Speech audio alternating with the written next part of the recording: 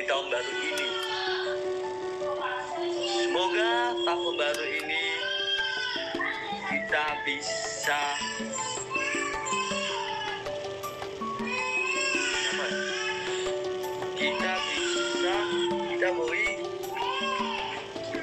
lebih baiklah pada tahun yang lama. Jadi diharapkan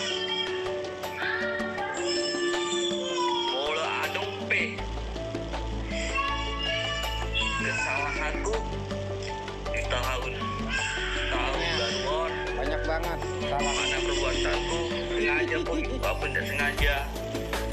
Minta maaf Pak.